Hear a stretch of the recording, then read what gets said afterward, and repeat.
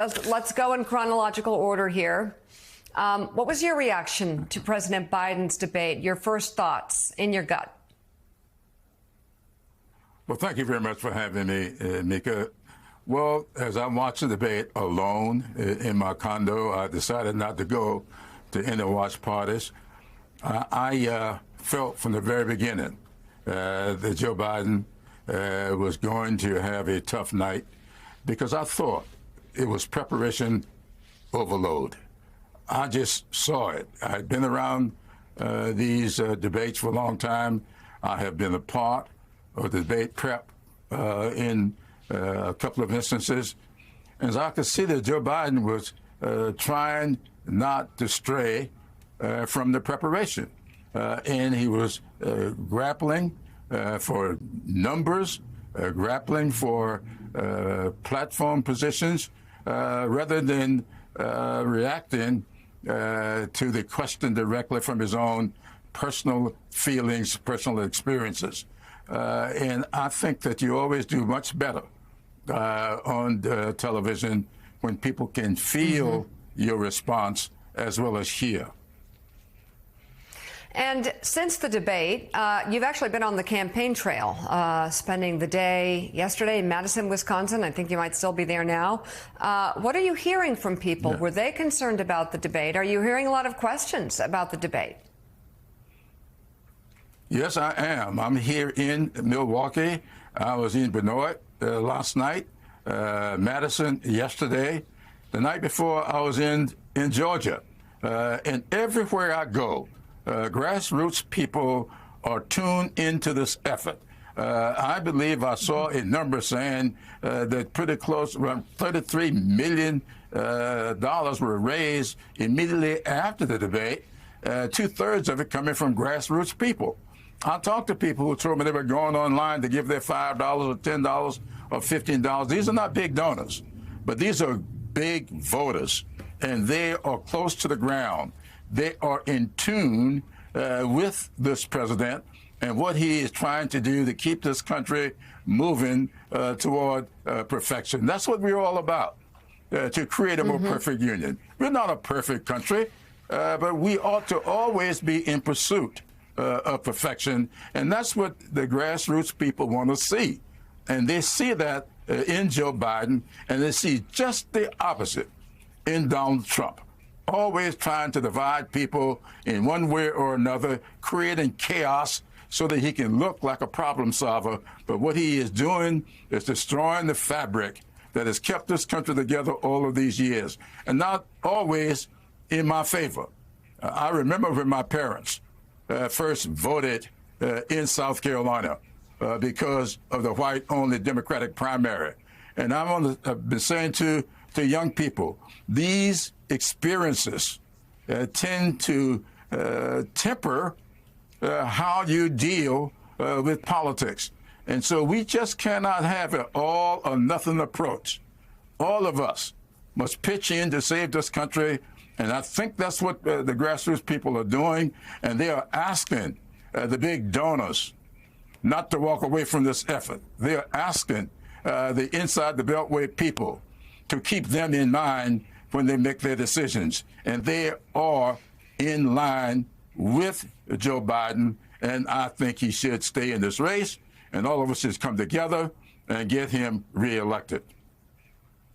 So to the New York Times, to the Atlanta Journal-Constitution, to others who are saying Joe Biden should step down, should get out of the race, you say what? I say, come with me.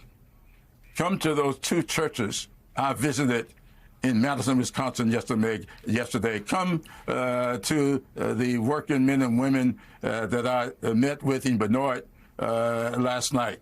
And I suspect I'm going to find the same thing here in Milwaukee today, because of what I found when I was in Atlanta, Georgia. 8,400 African-American men had registered for that conference. Now, I know when I stood up to speak, I didn't see 8,000 people, but I saw at least 5,000 in that auditorium, and they were all for Joe Biden. So let's not think about all of the stuff that we may read about, what we may think about, what we may speculate about. Listen to the American people. come out here among them, feel them, and to have the benefit of their emotions when you sit down to write your editorials. So, Congressman Clyburn, you are definitely still with Joe Biden and plan to stay there? Absolutely. You know, Joe Biden has a record that he can build upon. He had a bad night last Thursday night. As I said, these things happen. I saw it happen to Ronald Reagan. I saw it happen to Barack Obama.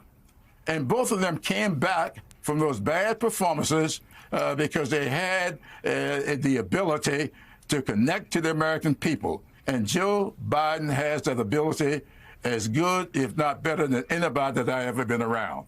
And so, yes, I'm sticking with him. And I do believe that the American people, the vast majority of the American people, will stick with him as well.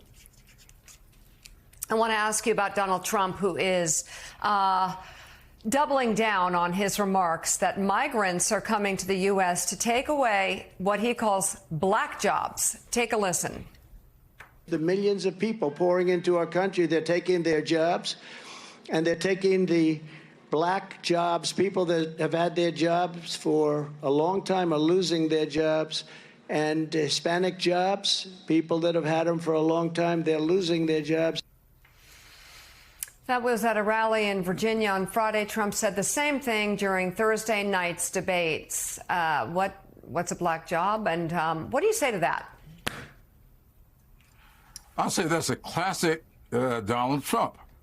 Whatever he can do to drive a wedge, whatever he can do to send a signal, a dog whistle to those people who themselves may hold these notions about there is a black job versus a white job, to divide people. Then he wants to say to blacks and Latinas that the jobs that they're coming for are coming after you.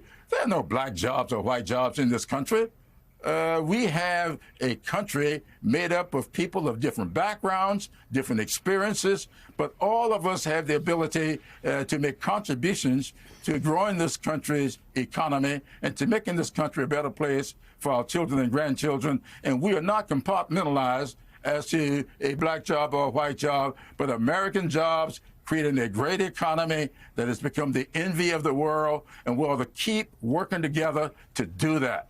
And that's what Joe Biden is all about. Donald Trump, if I can divide you, I will conquer you. And that's what he's trying to do, divide Americans so he can become an autocrat running this country. Let me jump back to Joe Biden to end this. I'm curious. I would say this if it was a Republican who had a night like Joe Biden's or a Democrat who was 81 years old and had a night like that. I think it would make sense that he does like a live town hall, no prompter, and, you know, at a timing of what works for him, but no holds barred, questions coming from all sides, and really show that he still has got it, and he's still not only interested in doing the job, loves the job, wants the job, but can do the job. Do you think he should do something like that? Absolutely, and that is exactly what I said to all the people I talked to on Friday morning. Where do we go from here? They would ask, what are we going to do now? Put Joe Biden out among the people so people can see him and feel him, and he can see and feel them. That is what we need to do. Have what I call town hall style operations. Let him stand on the stage. Let them have freewheeling discussions. Let them ask the questions and let them respond to the questions, and have the media looking in on the discussions rather than driving the discussions. That's what's happening here. When media people drive the conversation, it may or may not reach the American people. But if Joe Biden is on a stage, walking around in a group in the town hall type of circumstance, he will connect, and they will connect to him, and let the media look in on it as a bystander rather than driving the conversation. May I suggest one live on Morning Joe in a church in South Carolina?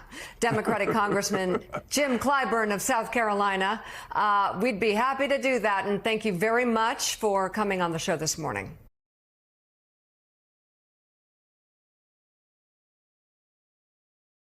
Hey there, MSNBC fans. I'm Luke Russert, and be sure to join me, Rachel Maddow, Jen Psaki, Lawrence O'Donnell, Steve Kornacki, Joy Reid, and many more September 7th in Brooklyn, MSNBC Live Democracy 2024. Click on the link for ticket information. We will see you there.